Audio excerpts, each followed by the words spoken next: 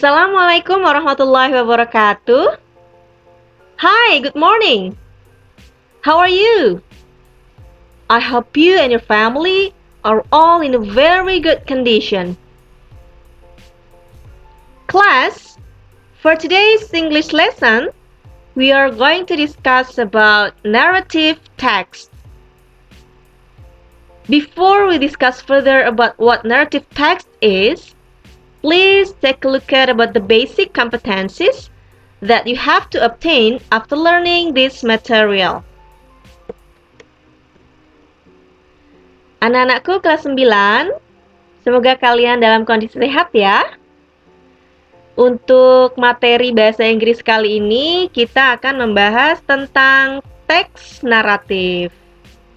Silakan kalian perhatikan kompetensi dasar dari teks naratif ini, ya.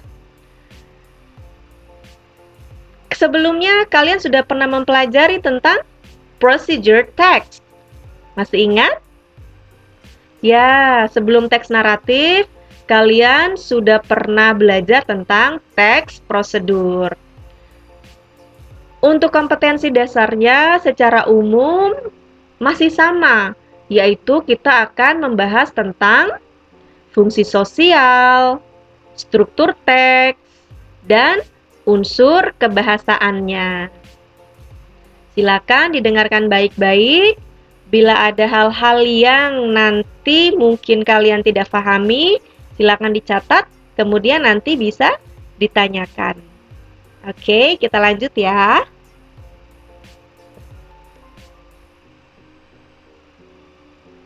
Okay, as you can see on your screen, those are kinds of narrative text that I'm sure you have already known about all the stories. Gambar-gambar yang ada di layar kalian itu merupakan contoh cerita yang merupakan cerita teks naratif. Jadi sebenarnya teks naratif ini bukan suatu hal yang baru ya untuk kalian, karena saya yakin kalian sudah sering membacanya ataupun sudah sering mendengarnya. Adakah dari kalian yang ketika hendak tidur dibacakan cerita oleh orang tua kalian? Ya, bila ada, berarti cerita-cerita yang kalian dengarkan menjelang tidur itu juga merupakan bagian dari teks naratif. Baik itu cerita yang berasal dari Indonesia ataupun cerita dari luar negeri. Atau bisa juga cerita yang merupakan hasil imajinasi kita sendiri. Ya, itu merupakan bagian dari teks naratif.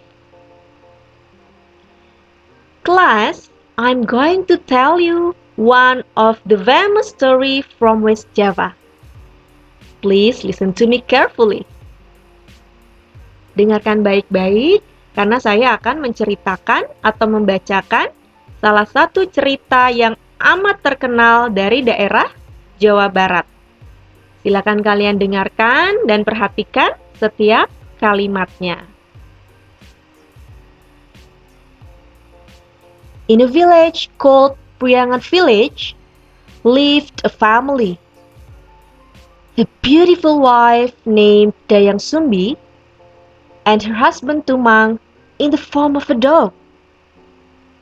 They had a child named Sangkuriang. But they hid a secret that Tumang was Sangkuriang's father. One day, Dayang Sumbi requested Sangkuriang to hunt a deer in the forest. Sangkuriang was accompanied by Tumang to the forest.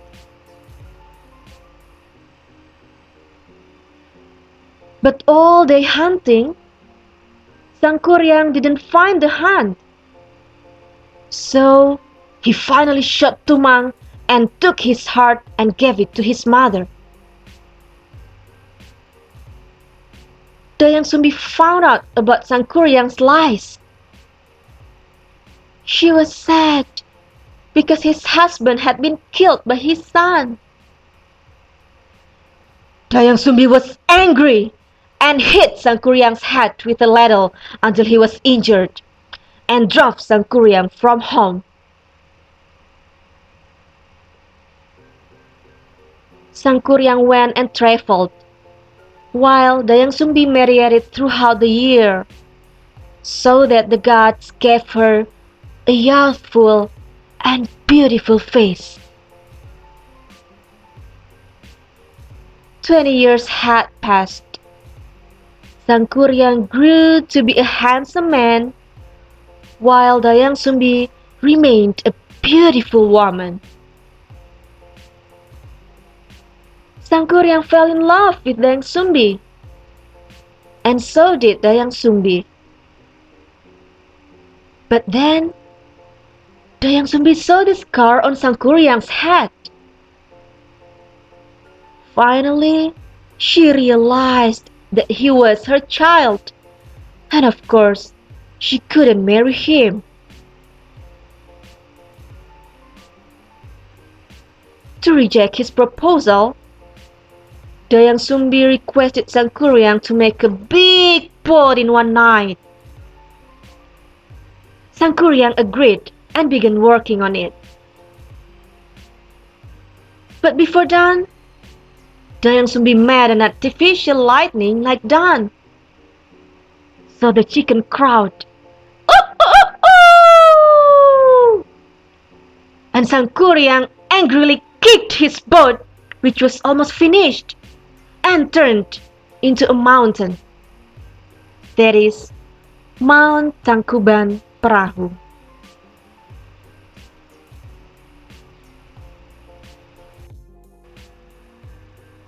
Oke, setelah tadi kalian mendengarkan cerita tentang Sangkuriang, atau kita juga mengenalnya dengan legenda Tangkuban Perahu, maka sekarang kita membahas tentang apa sih sebenarnya naratif teks itu. Oke, silakan diperhatikan. Narrative text is an imaginative story which purpose is to entertain or amuse the reader. Jadi, naratif teks itu adalah sebuah cerita imajinatif atau cerita hayalan yang memiliki tujuan untuk menghibur ataupun membuat si pembaca bahagia. Ya, jadi cerita naratif itu adalah cerita hayalan untuk menghibur pembaca atau pendengar. Cerita naratif atau teks naratif bisa dalam bentuk fiksi, cerita fiksi, atau science fiction. Ya, science fiction itu berarti cerita fiksi dengan latar belakang sains, sehingga orang tertarik untuk membaca tentang sains karena dikemas secara menarik ya dalam bentuk cerita.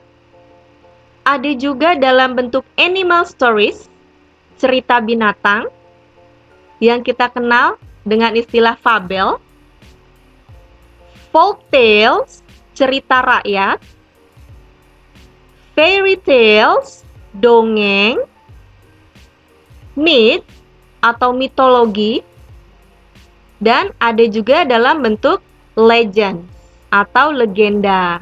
Ya, berarti kalau legenda ini biasanya berkaitan dengan asal mula sesuatu. Contohnya yang tadi asal mula Gunung Tangkuban Perahu, atau misalnya tentang asal mula Candi Prambanan. Oke. And it is about generic structure of narrative text. Tentang struktur dari sebuah teks naratif. Apa saja sih yang harus ada dalam sebuah teks naratif? Paling tidak ada 4. Yang pertama, orientation.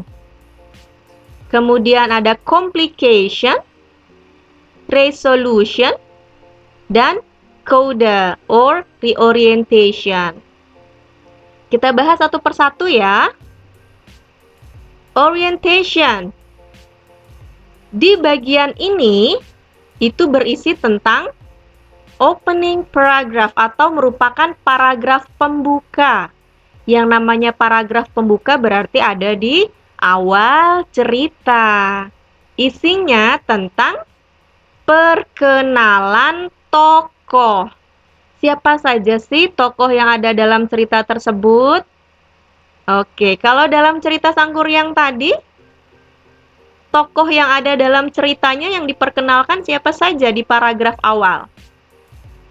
Memperkenalkan bahwa dalam cerita itu ada Dayang Sumbi, ada Tumang yang berbentuk anjing yang merupakan ayah dari Sangkuriang, dan ada juga tokoh yang bernama Sangkuriang.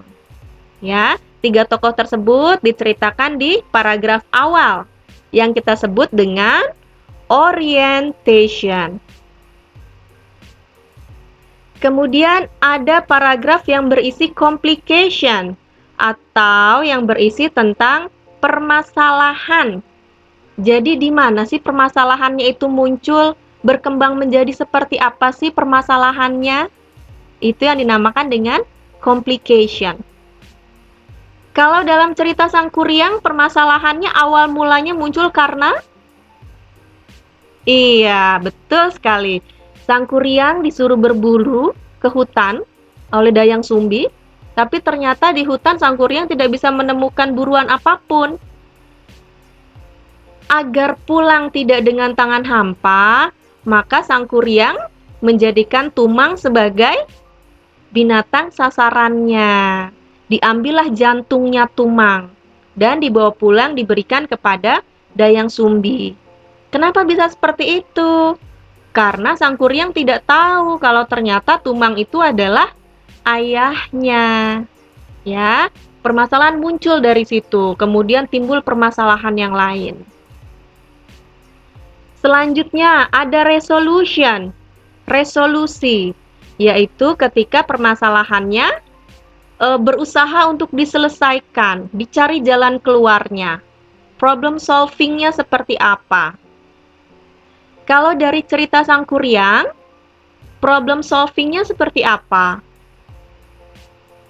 Iya, salah satunya adalah awal mula penyelesaian masalahnya ketika Dayang Sumbi meminta kepada Sangkuriang untuk membuat perahu yang sangat besar tapi hanya dalam waktu 1 malam. Apa tujuannya Dayang Sumbi meminta itu kepada Sangkuriang? Tujuannya supaya Sangkuriang gagal, sehingga tidak jadi menikah. Tapi ternyata Sangkuriang sanggup melakukan itu dengan bantuan bala tentara dari bangsa jin. Ya, diceritakannya seperti itu. Dayang Sumbi tidak habis pikir. Ternyata Dayang Sumbi juga memikirkan kembali gimana caranya supaya itu gagal. Akhirnya ditemukanlah suatu pemecahan permasalahan, yaitu dengan cara membuat supaya ayam-ayam yang ada di sekitar situ berkokok lebih awal. Sehingga kalau ada bunyi suara kokok ayam, tentara atau bala tentara yang membantu Sangkuriang akan pergi dengan sendirinya. Sehingga apa yang sudah diusahakan oleh Sangkuriang menjadi gagal dan pernikahan tersebut tidak terjadi. Itu adalah resolusi dari cerita Sangkuriang atau pemecahan masalahnya seperti apa. Dan yang terakhir ada coda. Nah, dalam sebuah cerita teks narasi atau teks naratif diharapkan ada moral value, ada pesan moral yang bisa diambil oleh si pembaca. Ada pesan positif. Pelajaran apa sih yang bisa kita ambil untuk kehidupan kita? Kalau dari cerita Sangkuriang, moral value-nya apa ya kira-kira yang bisa kita petik? Yep, that's right. Salah satu moral value yang bisa kita petik dari cerita Sangkuriang adalah supaya kita berkata jujur. Ungkapkanlah kebenaran itu walaupun menyakitkan. Oke, karena dalam cerita Sangkuriang kan Dayang Sumbi menutupi bahwa Tumang itu adalah ayahnya, sehingga terjadilah hal-hal yang tidak diinginkan. Oke, so be honest, katakan apa adanya, meskipun itu menyakitkan, tapi kalau memang itu sebuah kejujuran dan kebenaran, harus kita utarakan. Oke?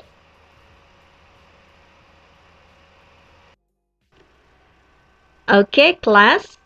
Untuk pembahasan hari ini dicukupkan sampai dengan generic structure. Sebelum saya tutup, kita sedikit review ya.